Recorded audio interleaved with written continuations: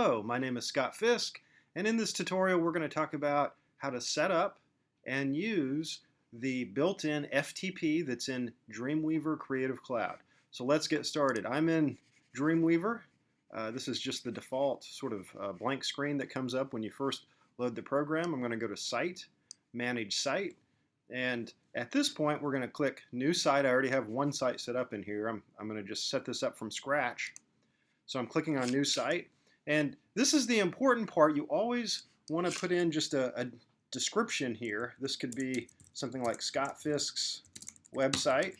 And you want to select on the local site folder, which is going to contain all of your website files. So I'm going to click on the Browse File area here. And this is my website folder, and I have lots of websites in here. Note that I'm selecting on this folder. I'm not selecting on one of these subfolders. And I'm going to hit Choose. And this is really important. And every time you go back into Dreamweaver, really, you should go in here and just select on that.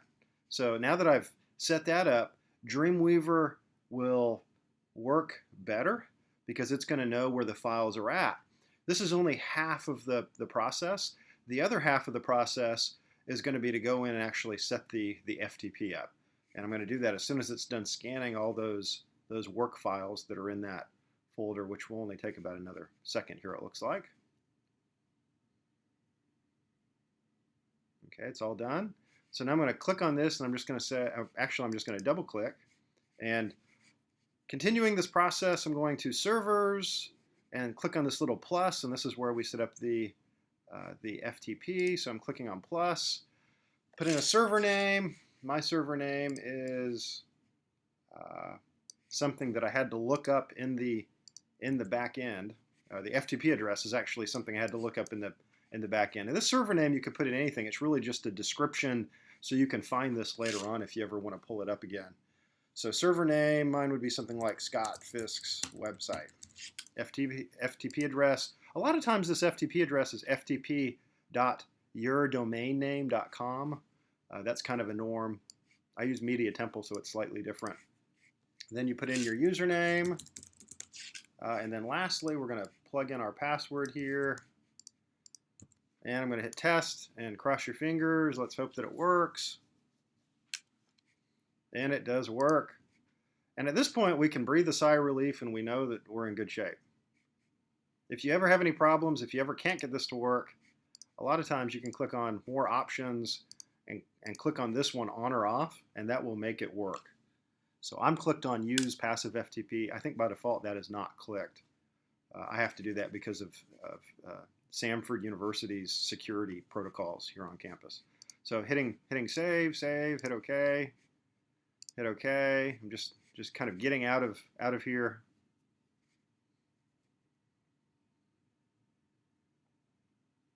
And we're done. Really, this is how you set up FTP. It's not that complicated a process. Those three key bits of information are just your FTP login address, username, password. That's the key thing. And if it doesn't work, usually it's one of those three things that is not correct, which I see happen all the time. So now I'm going to hit done. Now this is part 2. At this point, I'm just talking about uploading files. So I'm going to go to Site, Manage Site, and we can go back in here, and if we want to, we could edit this stuff because sometimes you might want to change your password. You could go back here and edit it, but really we're moving on to editing the files. So to do that, we're going to go to Window, Files, and my files are located right here. I'm going to open this up, and by default it only shows one window, and that's my website files. I'm going to put this I'm going to click on a button that allows me to show both, and that button's right here. Very important button. It says collapse to show only local or remote site. So I like setting this up so I can see both the remote server and the local files. These are the local files on my computer. These are the remote files on my computer. And to connect to the remote server, I just click this button right here. Very important little button. It says connect to remote server. And at this point, it's connecting to the server, and I'm going to see everything on the remote server. So again, everything on this side of the screen are my local files in that website folder that I set up a little bit ago. And then everything on this side are my files that are up on the internet on my web server. So I'm going to go ahead and click on domains and realize this is different for every hosting service that you have. I have Media Temple, and I have a good number of websites with Media Temple, and I can access all of them. And in essence, if I have a folder here, I can get into that and access that one website. Each website is controlled by a different folder.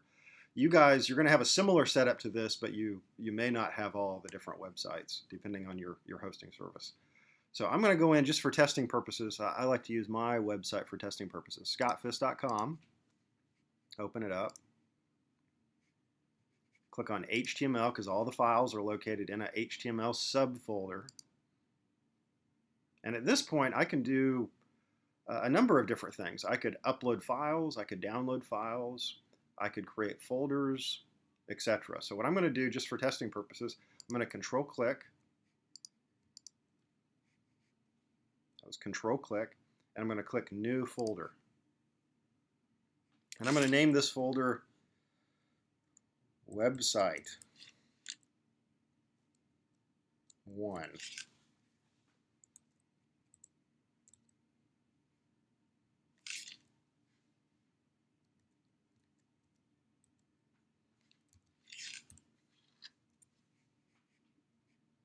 Going into website 1.